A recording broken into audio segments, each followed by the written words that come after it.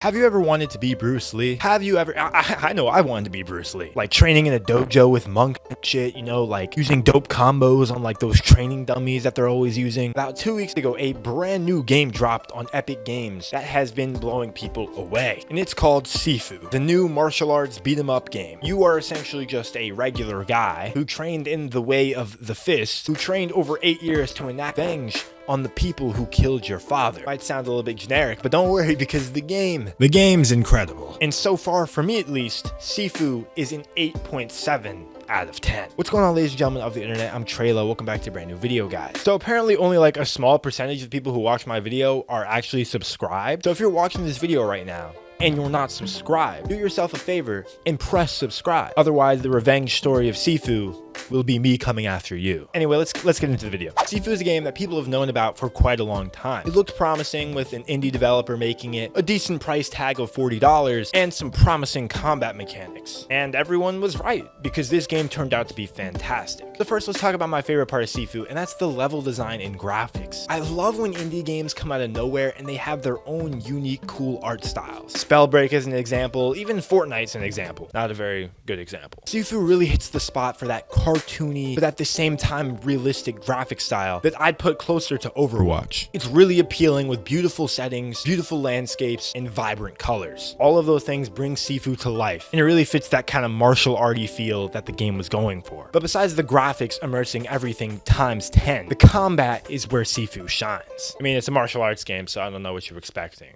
Of course, it's going to be great. While the controls of Sifu are simple, mastering them and learning when to use certain combos is where you become great. Sometimes throughout the game, you'll be taking on one really hard enemy or upwards of 20 grunts coming at you at once. Sifu throws you into tons of different combat situations where you have to react based on the moves you have available. And that all comes from Sifu's skill tree. See, whenever you die in Sifu or you go to a totem, here you can use XP points that you get from simply killing enemies that you can feed into different skills. Unlocking skills will unlock new moves and combos, new controls and mechanics that will help you fight, dodge, and counter people, even skill moves that only work when you have certain weapons equipped. And there's no progression to this skill tree. You can simply unlock skills how you see fit. So essentially, you can build your own character throughout a life, which actually gives a lot of creativity to the way that you can play Sifu. But aside from the mechanical things, Sifu's actual combat feels amazing. I really do recommend that you guys play this game on controller, as the combos will become a lot more natural, but simply just punching somebody, using one of the multitude of takedown combos in the game, roundhouse kicking somebody in the face. Sifu actually captures a skilled martial artist vibe, and that's hard to do in a video game. My favorite part of the combat is the dodging and the parrying. You feel like a god when you're fucking weaving under attacks, countering and parrying 20 enemies at once. Jeez, man, I'm hyping myself up. I want to go play it right now. But if you're not convinced with anything else about Sifu, the combat will definitely get you. Another primary feature of Sifu, which is likely the most unique feature I've seen in a game in a long time, is the aging system. You see, when you start Sifu, you will be a young, fresh 20-year-old. Your age is always displayed at the top left of your screen. Every time you die in the game, you will age by 1 year. Physically, your character will age by becoming more wide, growing longer hair, and that hair starting to gray. Your voice will actually become deeper with voice lines. Your character's in-game voice will actually lower. But most detrimentally, your max health will decrease. So as you grow in age, you will have less health to work with. So in theory, as you die, you will pack harder of a punch in exchange for your life. On top of the skill tree system, this adds another layer of character building to Sifu. See, during the later levels, when enemies are harder and might have more health, you might not want to be the youngest age. You simply won't do enough damage. But if you're a little bit older, but not too old, you might hit those enemies harder, which will help you progress through the harder level. It's up to you how you want to play. The catch is, though, if you hit age 70, your run will be over, and you have to restart the mission that you were attempting from the age that you started that mission on. But you can never lower in age. The only way to lower in age is to simply restart the entire game from the first level and try to stay at a younger age the entire time. This makes Sifu so addictingly fun because it's not a direct reset for dying. It's a little bit more interesting, and it's also not as penalizing as an amount of lives system, but it adds an extra layer of depth to the game, and that's what makes it crazy. On the surface, Sifu really is just a beat 'em up martial arts game. Sifu really is a special title. It's also worth mentioning that the game is not easy. See, for the first 5 hours of my playthroughs, I was struggling in Sifu. I couldn't complete the second level without about being 64 years old. You'll have to get the hang of the game. You won't be amazing immediately. It takes time to level up. It takes time to learn the combos. There's a challenge in Sifu that I'd relate even closer to the Dark Souls games, and that keeps you wanting to play more and wanting to finish the level. Now, while I won't spoil anything about Sifu's story, I will tell you that it's a pretty generic revenge story. You're on the road to try to avenge all 5 people that killed your dad. Question is, will you have the mental durability to get that far in the game? Guys, I hope you did enjoy this video. If you have played Sifu, let me know how long it took you to complete the game and what your favorite feature of it is. Guys, if you enjoyed this video even more, make sure to join my Discord in the description. Without further ado, guys, I'm Treyllo. Make sure to leave a like, comment, and subscribe if you enjoyed. As always, see you guys in the next one. Peace out.